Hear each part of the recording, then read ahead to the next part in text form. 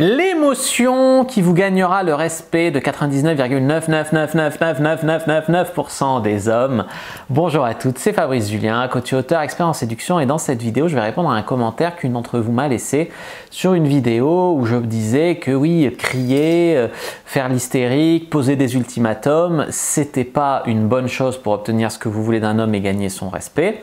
Et elle avait répondu, oui, mais la colère, ça a quand même quelque chose de bien. Alors la colère, oui, nous allons parler de la colère dans cette vidéo. Beaucoup de personnes veulent du respect, on veut même tous du respect, je pourrais dire presque, et de l'amour inconditionnel. On cherche tous un petit peu l'amour inconditionnel, la personne qui nous aimera inconditionnellement dans notre vie. Néanmoins, on a un peu tous du mal à s'aimer soi-même inconditionnellement. Et notamment, souvent, on n'aime pas la colère.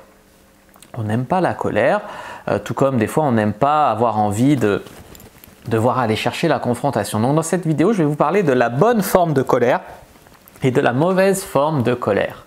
Mais avant de commencer, je vous offre un guide gratuit sur la séduction ainsi qu'une série de conseils gratuits eux aussi par email.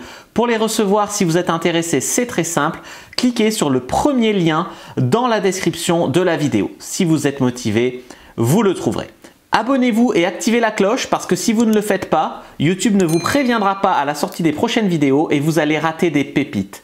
Mettez un like pour me faire savoir que vous pensez que cette vidéo est utile et pour que j'en fasse d'autres comme ça ou sur ce thème-là. Si vous pensez que ce contenu est utile, partagez-le en public ou en privé, je comprendrai. Vous pouvez aussi me laisser un commentaire, je les lis tous et j'y répondrai avec grand plaisir.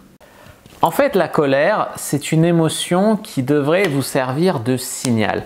Quand vous ressentez de la colère, en fait, peut-être que dans la vie, on vous dit « ouais, tu ressens de la colère, c'est mal, supprime cette émotion, elle est mauvaise, elle est néfaste, etc. » Mais la colère, c'est un signal, c'est même un moteur, parce que la colère, souvent, ça te donne beaucoup d'énergie. C'est quelque chose doit changer, quelque chose ne va pas.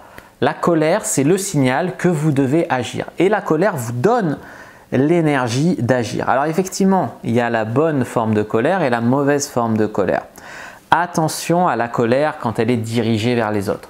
La colère où tu insultes le mec, la colère où tu frappes le mec.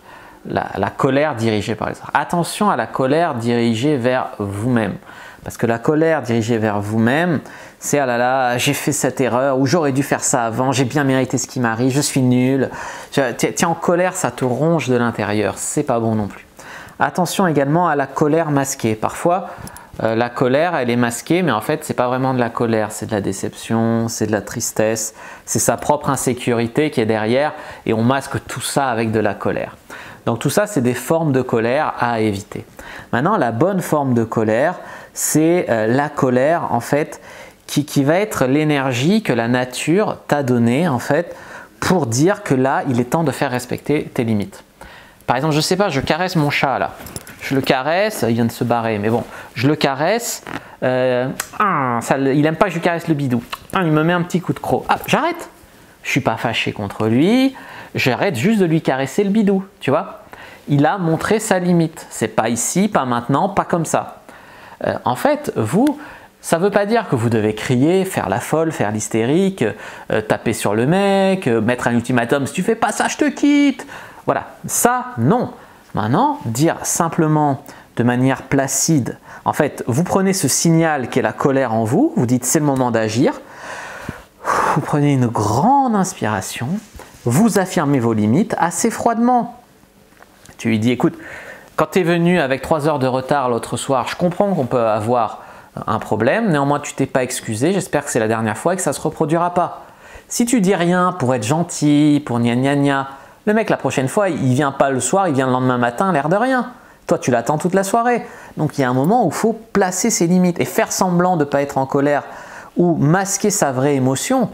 Parce que des fois on est en colère simplement parce qu'on manque de confiance en soi ou simplement parce qu'on a peur ou simplement parce qu'on est triste. C'est pas la vraie émotion de colère, tu vois. La vraie colère, après pourquoi j'ai dit qu'il ne faut pas la diriger vers l'autre?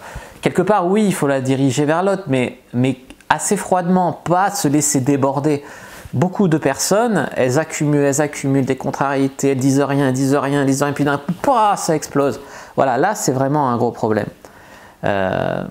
Donc le mieux c'est de le dire assez froidement, assez calmement, mais poser sa limite, quoi. Voilà, j'espère que cette vidéo vous aura plu. Si c'est le cas, n'hésitez pas à en regarder d'autres pour aller plus loin.